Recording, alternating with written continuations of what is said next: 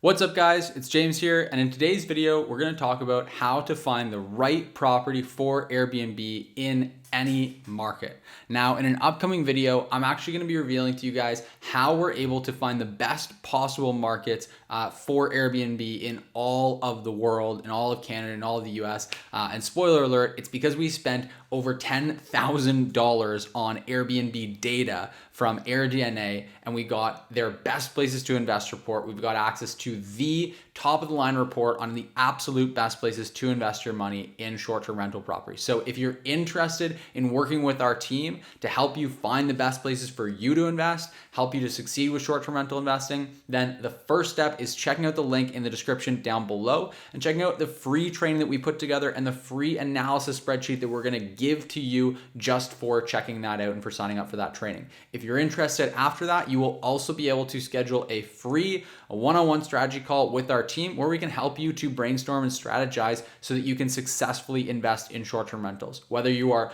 just starting out and brand new, whether you've been thinking about maybe dabbling into the short-term rental space, converting some long-term rentals, starting to invest in short-term rentals, or whether you're a full-blown short-term rental investor and you want to be able to scale your portfolio more effectively, more profitably, anything, wherever you're at on the spectrum there, make sure that you check out the link in the description down below, access that free training, make sure you get in touch with our team because we would love to help you invest successfully in short-term rental properties.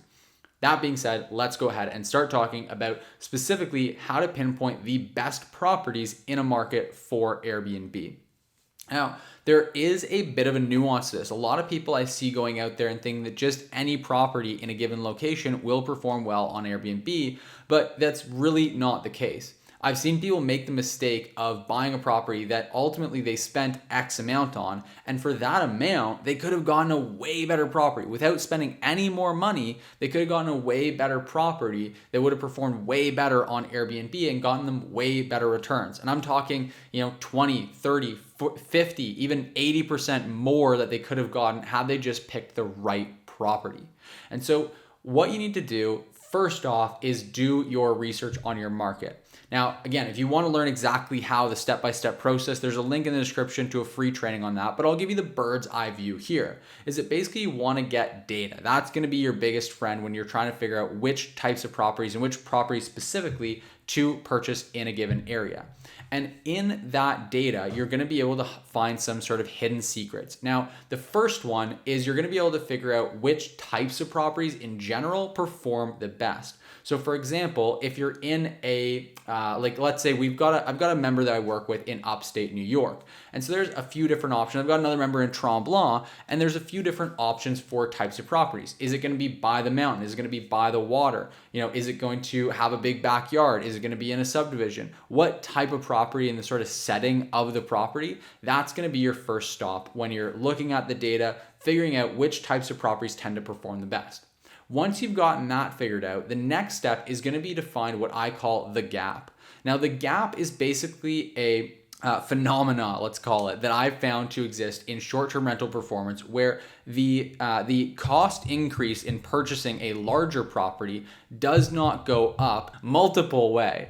So it's not like when you buy a 2-bedroom property, it's going to cost you twice as much as buying a 1-bedroom property, nor is a 4-bedroom property going to cost you twice as much as a 2-bedroom property, right? You'll generally see a small increase, but it's not going to be proportionate. It's not going to be doubling in price as you double in size because obviously you've only got one roof still, you've only got one HVAC system, you've only got one whole, water system. So you don't have to duplicate all of those big fixed expenses with buying a property.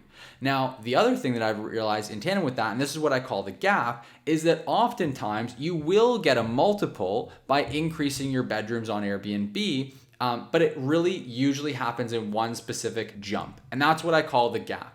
So for example, what I mean by this, let's just get very real so you can understand what I'm saying here, is that if you look at any given area, there's going to typically be, if you look at the data, a gap where the amount of earnings you can make, the amount of bookings you can get in a given year jumps dramatically as soon as you get that one extra bedroom. So you might see, okay, well, 1-bedroom properties perform okay, and 2-bedroom properties perform a little bit better, 3-bedroom properties perform a little bit better than that, but then whoa, as soon as you get to that 4th bedroom, suddenly the numbers really spike. And the cool thing is, like I just mentioned, the property value is not going to just spike. So what's going to happen is that you're going to find, it varies by area, but you're going to find that usually somewhere between 3 and 6 bedrooms, you're going to see a big spike in how much the listing can bring in a given year. And you will not see that same comparable spike in the property purchase price. And so what that results in is, by buying those properties that exist in the gap or after the gap, that is going to give you an outsized return on your investment, because your revenue is going to be way higher, but your purchase price is not going to be substantially higher than buying a slightly smaller property by 1 less bedroom. And the reason for this is pretty simple. And in different areas, there's always going to be different levels of demand for different types of properties. But what I always like to tell people is that when you buy a larger property, you're opening yourself up to a greater portion of demand. And as you increase the size of your property, there's less and less competition for the demand in that sort of space of properties. So what I mean by this is that if you have a 5-bedroom property, let's say that it can accommodate 10 people.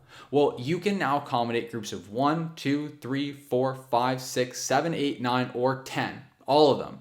If you have a 4-bedroom property, you cannot accommodate, let's just say, you cannot accommodate those groups of 9 or 10. And so you don't have as much demand for your property. But the cool thing is, and the reason that the gap exists, that big spike, is that if you have a very small number of properties in a given area that can accommodate groups of 9 or 10, then obviously the numbers are going to really shoot up for those properties that can, because there's this demand without any supply. The other cool thing is that as you increase in size, you generally just get more revenue, because larger groups are willing to split the cost amongst themselves, and so they can justify a much higher nightly rate that they're going to spend on the property. So that is my number one tip. Now, obviously you want to start with finding the right type of property. And then if you combine that with knowing the numbers and being able to identify the gap in your specific market, then you're going to really be cooking with fire. You're really going to be able to find the best properties. Like I said, I've seen people go and just not realize this and go and buy a 4-bedroom property. And when they could have just spent a little bit more, or even gotten a 5-bedroom property for the same exact amount of money and gotten way, way better returns, and they just didn't realize it. And so if you want to maximize your returns, you really want to get the best possible cash flow, the best possible returns, and really kickstart that compounding effect of building your long-term wealth, then you want to make sure you use your money on the best possible property. And the way to do that is by understanding your numbers, understanding exactly what type of property to look for, what markets are best to operate in, all that sort of stuff. Really just knowing your numbers before you actually do the deal.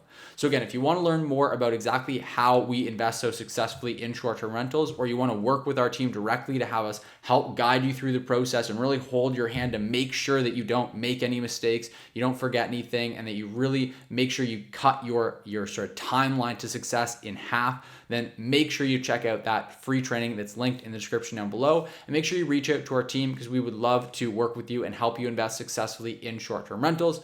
I hope you got value from this video. I hope you found it insightful. If you did, let me know in the comment section. Drop a like on the video. It really does help me to grow this channel and reach more people and be able to help more people. So please hit that like button if you did enjoy this video. Otherwise, have a great rest of your day, and I'll see you in the next video.